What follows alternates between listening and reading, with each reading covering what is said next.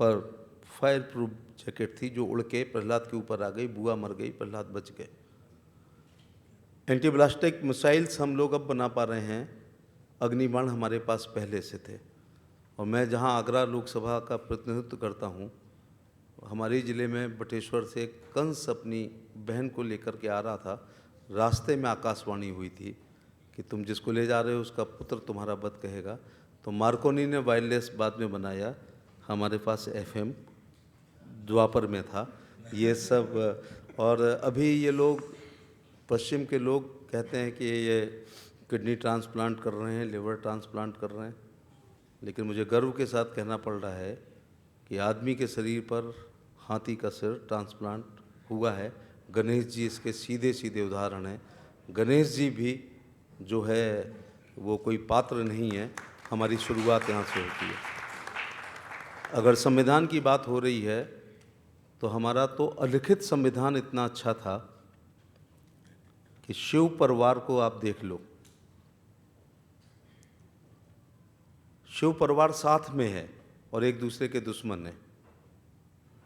गणेश जी का वाहन चूहा है तो कार्तिकेय जी का वाहन मोर और शंकर जी के गले में सांप। सांप का प्रिय भोजन चूहा और मोर का प्रिय भोजन सांप। माता जी का वाहन शेर और शिव जी का वाहन बैल। शेर बैल को छोड़ सकता है क्या? सांप चूहे को छोड़ सकता है क्या? और मोर सांप को छोड़ सकता है क्या? तो इनको अंग्रेजी में बाद में बताना स्वीडन वालों को कि इतना अच्छा इकोसिस्टम हमारे यहाँ था। ये सर्वाइवल ऑफ फिटेस्ट की बात करते हैं, हम सर्वाइवल ऑफ वीकेस्ट की बात करते हैं। इसीलिए पंडित दीनदयाल ने अंत्योदय की बात की है कि अंतिम व्यक्ति के चेहरे पे मुस्कान आनी चाहिए। मुझे घड़ी है नहीं मेरे पास। माननीय प्रधानमंत्री जी आज संविधान दिवस पर विज्ञान भवन में आ रहे हैं। विधि न्याय राज्य मंत्री होने के नाते मुझे थोड़े पहले पहुंचना है। हाँ जी जी, मैं 15 मिनट। तो हमारी ड्यूटी है, कर्तव्य को हमें निभाना चाहिए। फंडामेंटल ड्यूटी राष्ट्र के लिए होती हैं, फंडामेंटल राइट्स अपने लिए होते हैं। हमारी प्रियम्बल है, इसमें हमारी आत्मा है। मुझे याद है, लेकिन हम भारत के लोग भारत को एक संपूर्ण लोकतांत्रिक पंथ निरपेक्ष समाजवादी गणराज्य बनाया हमने। आज ही के दिन हमने लागू किया था। आत्मा है हमारी और आत्मा सच्ची होती है, दिमाग खुरापाती होता है। तो मैंने एक लंबी बात आपसे कही है, लेकिन हमें कर्तव्यों की ज़रूर आप लोग फंडामेंटल ड्यूटीज़ के पर्चे ज़रूर छपवाएं और वो स्कूल विद्यालय में दिए जाने चाहिए, जिससे हमें पता चले और हमारी प्रस्तावना भी ये छोटी नर्सरी को पता होना चाहिए। तो उससे एक नई पीढ़ी होगी। तो हमारे कर्तव्य हमारे देश के लिए। हमारा देश कोई यूरोपियन कंट्री नहीं है कि हिटलर और नेपोलियन और मुसोलिनी ने उसके नक्शे को कई बार बनाया और बिगाड़ा हो। भारत भूमि का टुकड़ा नहीं है, जीता जागता राष्ट्र पुरुष है। कश्मीर इसका मस्तिष्क है, गौरी शंकर इसकी जटाएं हैं, पंजाब और बंगाल इसके दो मजबूत कंधे हैं, पूर्वी और पश्चिमी घाट इसकी दो जंघाएं हैं, विंध्याचल इसकी कमर है और नर्मदा इसकी करधनी है, कन्याकुमारी इसके पैर हैं और सागर इनके पैरों को धोता है, सूरज और चांद इसकी आरती उतारते हैं, इसका बूंद बूंद गंगा जल है, इसका कंकर कंकर शंकर है। ये अर्पण की भूमि है, ये तर्पण की भूमि है। हम जिएंगे इसके लिए और हम मरेंगे इसके लिए। ऐसा संविधान में अलग शब्दों में लिखा गया है। मुझसे कहा गया कोई आलोचनात्मक बात नहीं होनी है, लेकिन अगर हमारा संविधान स्वतंत्रता, विचार अभिव्यक्ति की स्वतंत्रता, मौलिक अधिकार और मौलिक कर्तव्य देता है, तो संविधान अक्षुण्ण भी रहना चाहिए। अगर 26 नवंबर 1949 हम याद रखते हैं, तो जो लोग 75 के बाद पैदा हुए हैं, ज़्यादातर ये वकील लोग 75 के बाद के हैं, तो 25 जून 1975 भी इस देश में हुआ था, जिस दिन आपातकाल लगा था। कैसा लगा था? दुष्यंत ने लिखा है कि मत कहो आकाश में कोहरा घना है, यह किसी की व्यक्तिगत आलोचना है। मल्होत्रा जी, अगर उन दिनों आप कह देते कि आज आसमान में बादल हैं, तो इंदिरा गांधी आपको जेल भेज देती कि हमारी सरकार की आलोचना कर रहे हो। संविधान दिवस पे ये याद रखना है, क्योंकि इसको अक्षुण्ण रखना है। मेरे गांव का घोड़ा तांगे वाला थाने के सामने से गुजर रहा था, थोड़े मस्ती में था। मस्ती में उसने कह दिया, चल मेरी घोड़ी इंदिरा की चाल। 7 महीने तक जेल में रहा था वो, DIR में और मीसा में। जयप्रकाश नारायण ने ये इस इलाके का जो थाना है, पार्लियामेंट स्ट्रीट होगा मेरे ख्याल से, उसी में बैठा लिया गया था पहले दिन। चंद्रशेखर जी ने, जो कांग्रेस में थे, मिसेज गांधी को फ़ोन किया कि आप अच्छा नहीं कर रहे हैं। उनसे पूछा कि आप कहाँ हो? बोले JP के पास में हूँ। अगला फ़ोन SHO को मिला कि इनको भी यहीं बैठा लो। तो मुझे फिर जो एक इंडिया TV के हेमंत पत्रकार हैं, मनु शर्मा उनके पिताजी, उन्होंने लिखा था कि मौसम के आँखों में नमी है, लगता है आज कोई गमी है, और मेरे किताबों की मेरी मेज़ पर रखे हुए संविधान में कुछ पन्नों की कमी है।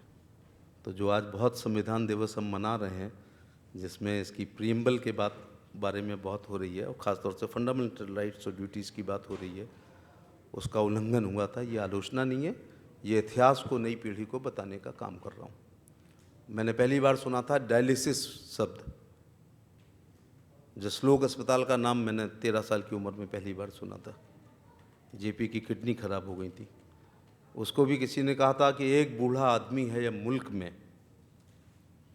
पार्लियामेंट में केवल एक MP मेरी इस बात को पकड़ पाए थे, अब तो मैंने नाम ही खोल दिया है। एक बूढ़ा आदमी है मुल्क में, या यूँ कहें इस अंधेरी कोठरी में एक रोशनदान है, और वो रोशनदान भी संविधान का पालन करने वालों ने बंद कर दिया। उस बूढ़े आदमी की किडनी खराब हो गई, उसको डायलिसिस पे रहना पड़ा, और लास्ट में उसको मरना पड़ा। तो यही अगर संविधान दिवस शुरू से मनते रहते और प्रेशर होता विधायिका के ऊपर कि प्राइमरी का छोटा सा बच्चा अब संविधान के दिए गए, चाहे वो राज्य के नीति निर्देशक तत्व हों, या अधिकार हों, या कर्तव्य हों, या विचार और अभिव्यक्ति की स्वतंत्रता हो, या पंथ निरपेक्षता हो, उसको वो जान गया है, आपातकाल लगाओगे तो 19 महीने लोग नहीं बैठेंगे, पहले दिन से विरोध करेंगे। तो संविधान को अक्षुण्ण रखने की भी हमारी जिम्मेदारी है। इसलिए मैं उस काले दिवस का उल्लेख आलोचना के लिए नहीं कर रहा हूँ। संविधान के कुछ पन्नों को जो फाड़ के रख दिया गया था, वो 25 जून 1975 से लेके और मार्च 77 तक रखा गया था। मैं उसको लोकतांत्रिक भारत का काला युग कहता हूँ। मैं इन्हीं शब्दों के साथ, अब नए हमारे अधिवक्ता लोग हैं, आज ही आपका महत्व नहीं है कि आप कुछ याचिकाएं करते हैं जनहित, देश के अंतिम व्यक्ति को उससे फ़ायदा मिलता है। आपने एक याचिका की, वरना मैं पहली बार MP का चुनाव लड़ा था, 30 सेकंड में मैंने अपना पर्चा दाखिल कर लिया था। सब कुछ छपा हुआ होता था एक पेज पे, मैं लिखा हुआ था, SP Singh Baghel, son of RB Singh Baghel, Agra Lok Sabha की इस विधानसभा के भाग संख्या इतने पर के क्रम संख्या इतने पर अंकित हूँ। ये भाग संख्या, क्रम संख्या सब लिखा था, केवल भरना था। फिर मेरे प्रस्तावक ने लिखा, मैं फलाने मल्होत्रा, पुत्र फलाने मल्होत्रा, निवासी ये, और इस विधानसभा की इस पर अंकित हूँ, और दस्तखत कर दिए। 20 सेकंड लगे थे, हमने RO को नॉमिनेशन फॉर्म दे दिया था। आपके ही किसी विद्वान अधिवक्ता ने रिट की। आजकल ये अंगूठी में, ये हाथ में पड़ी हुई अंगूठी भी हमें बतानी पड़ती है कि हमारे पास सोना कितना है। ये अगर, हाँ, ये अच्छा हुआ ये जनहित याचिकाओं का अच्छा हुआ कि वरना मैंने एमएससी की, एलएलबी की, पीएचडी की, एमएएचडी की, कॉलम ही नहीं था शिक्षा का।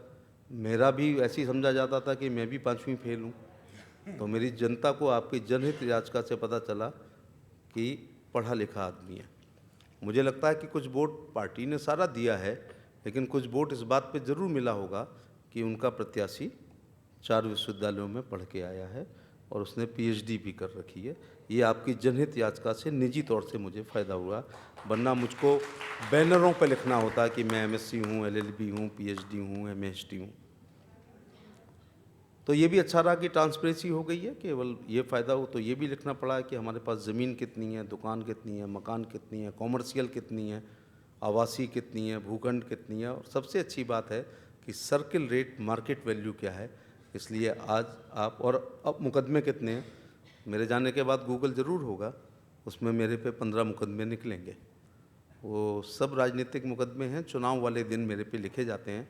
5 साल मैं बुद्धिजीवी प्रोफेसर कहलाता हूँ, लेकिन मैंने गुनाह किया है अखिलेश यादव से चुनाव लड़के, फिर उसकी पत्नी डिम्पल यादव से लड़ गया, फिर उसके भाई अक्षय यादव से लड़ गया जो यूपी के एक बड़ा परिवार है, उससे मेरे जैसा गांव में पैदा हुआ, लड़ गया। तो मैंने तो सुना था कि हर वो व्यक्ति चुनाव लड़ सकता है जिसकी उम्र 25 साल हो, भारत का नागरिक हो, पागल दिवालिया ना हो, सजा याफ्ता ना हो। मैं लड़ गया, लेकिन कुछ लोगों को बुरा लगता है कि क्यों लड़े। आप नहीं लड़े होते तो सर्टिफिकेट लेना होता, और आप लड़ गए तो 39 जगह हेलीकॉप्टर उतारना पड़ा। तो मेरे